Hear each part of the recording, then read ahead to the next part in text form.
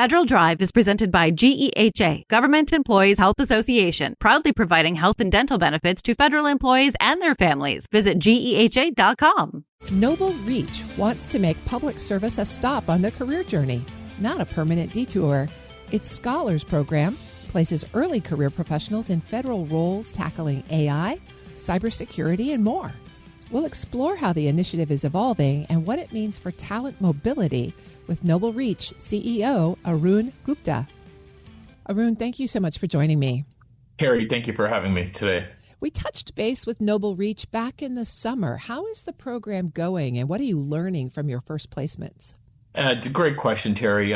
We've now had two cohorts, one that's gone through and completed the program and one second one that we've launched. We just had the second one back for their first quarterly session after being placed. And so let me give a little bit of context. The first one was entirely federal. So they were all in federal agencies across 8 federal agencies, including Space Force, Navy, Commerce, CISA, HUD, FDA. And then the ones in our second cohort, as I talk about them, we've expanded into state and local as well. So they're across 10 states. In the first one, we had about 20. In the second one, we have about 30. So in that context, with the ones that have gone through it, the first ones, and have completed the program, I will say one can have a theory on the case about like how it can change people's lives, how it can change their perspective. It's another thing to see it in action. What we learned was the following. Look, this first cohort was there during a transition between administrations. So they started in the previous administration and obviously ended in this one. And what they found is they were welcomed by both.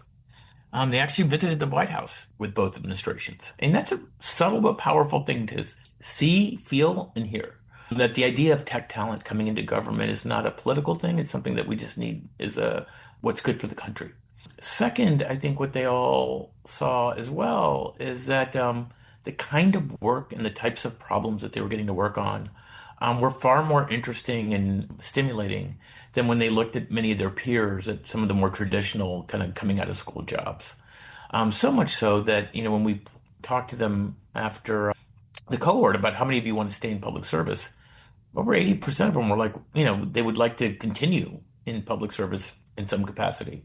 So what we saw with this group is, point one is that both administrations really welcomed them in the work that they were doing. Second, what they saw is the types of problems that they were getting to work on were far more interesting than what they would see with their peers that are in the more traditional jobs, so much so that 80% of them continue wanting to stay in public service in the near term. Third, what we really saw with them as well was a sense of community. The importance of not just, I think if each one had gone into their own agency on their own, it would have been a okay experience. What made it really transformative was being part of a larger community as well, so that they can compare notes as to like, well, what's Space Force doing versus Navy, and take those learnings back into the office. And I think that's an important piece of it. Fourth, the mentorship that they got was greatly appreciated. And they talked about that. And they talked about it in the context of not only mentors that were in public service, but a lot of the mentors that we assigned them or, aligned them with had careers in both public and private. And I think that was really important, Terry, because I think they really noticed and saw that like they're not making a decision for life, but these are experiences that they're having and how they can benefit them over the course of their journey. Again, a very subtle but important, I think, aspect of like how we change the perception of coming into public service as not being something that you're having to commit to for 30 years, but something that can be part of the fabric of your career journey.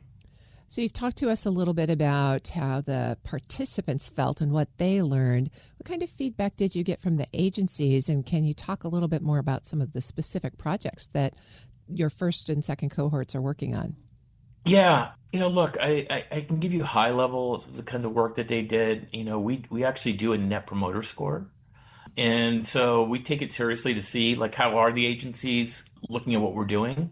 And in that context, they were off the charts.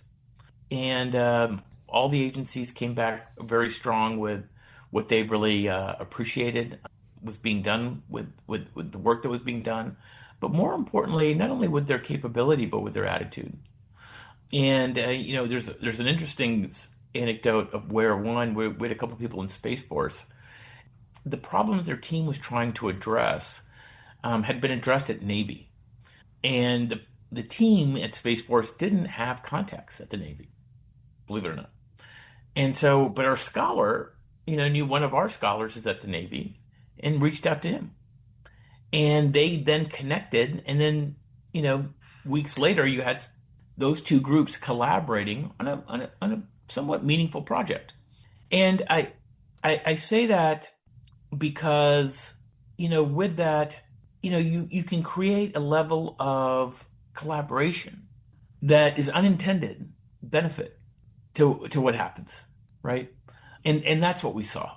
Justin Finelli, who's over at the Navy and the CTO there, he and I just did a panel with at NDIA to their board, and we had one of our scholars there that worked with them.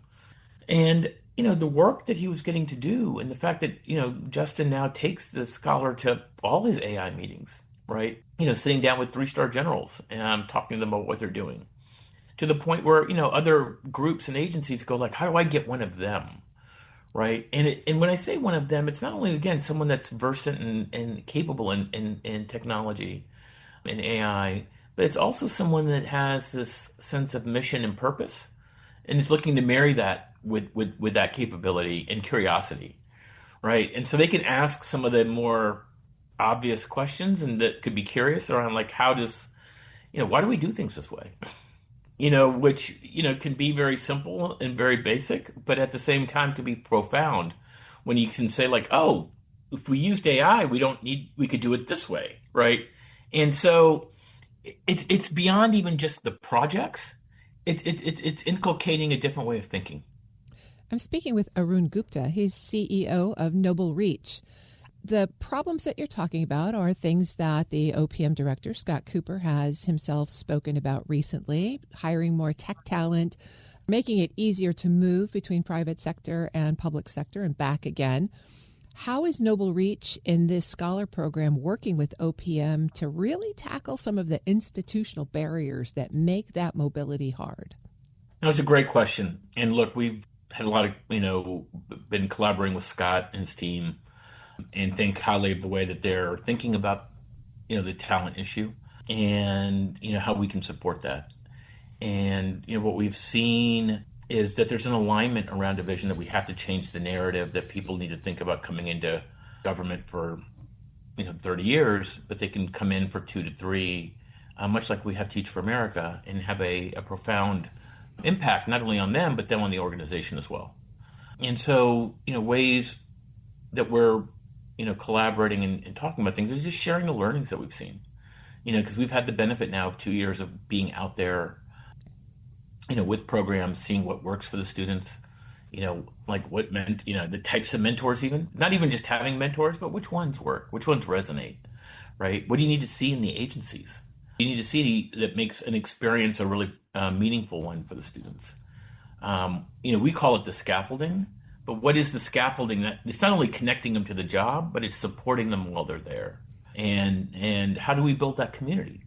A big lever for us here is that it's not about a transactional recruiting connection to a young professional to a job, but it's building a broader community of what we call dual citizens, public-private sector citizens, right? People that have had experience in both the public and the private sector, that can speak the language of both, that have understand the culture of both, but then over time have networks in both. And thereby we rebuild trust because they're trusted in both areas. And so I think, those are various ways that we're collaborating with Scott, being able to identify which agencies can benefit from tech talent today, the kinds of projects that we can leverage. And I think the interesting thing is, and he's been a great partner here, is people assume that the bottleneck is getting young professionals to come in, and it's not. What we've seen in our numbers as we've been recruiting is that young professionals want to serve. They want to be doing something meaningful right now. I think, there's a lot of change taking place in society, geopolitical, technological, environmental, and, this is a group that's lived through COVID. And I think when you have that kind of change and the ground feels unsettled, you don't focus as much on yourself, but you reach out to others for stability. And I think that's what's happening. And so in that context, I think where Scott and his team can also be helpful is, helping us identify the agencies. Because right now we're doing that relationship by relationship, but being able to more broadly go to agencies and saying, look, we really think this is important. So what's next for NobleReach? You're talking about cohorts in the numbers around 20 or 30. Do you see a massive scaling up to classes of 100 or 150? New agencies, new exposure? What's next? Yes and yes, Terry. I think, look, our North Star has always been to scale. Our end game isn't to have 20 or 30, which is nothing wrong with that. I just think if we want to have impact, which is what we're trying to optimize on, scale is important. So, I think in this upcoming year, we're looking at hundreds, a couple hundred, and that includes federal, state, and local, and we're seeing a level of broader interest around that. Our goal is to continue to scale to multiple hundreds, get to 1,000, and really build, and because I think that's where you start to change the social narrative as well, Terry, because there's a broader objective here, and that is to start restoring a level of respect again for going and serving in public service, as Wendy Kopp would say as well, like having students do that in the earlier part of their career has a force multiplier impact on the kinds of careers they have and the impact they have over the rest of their career. And, I think we're at that, interesting inflection point where we have the potential to shift, and we use this term internally, like shift from why to wow. And what I mean by that is rather than people asking when you go, say you're going into government to do work in AI, going like, why would you do that when you can do all these other things? They go, wow, you got selected to do that. Right. And it's that initial reaction, like by your peers, that I think starts to set a tone. And I think, with the folks that we're chatting with, partners that believe in the same thing. And, we're seeing that with governors, we're seeing that with agency heads. You see that with someone like Scott, leadership at OPM, Michael Kratsios at OSTP, that there's a real desire to kind of like get young folks energized about this. And so that's what we're looking to do. And I think that the potential's there. I've been speaking with Arun Gupta. He's CEO of NobleReach. Thanks so much for the update on the program, and best of luck as you expand. Thank you, Terry. We'll post this interview at federalnewsnetwork.com/Federal Drive. Listen to the Federal Drive on your schedule. Subscribe wherever you get your podcasts.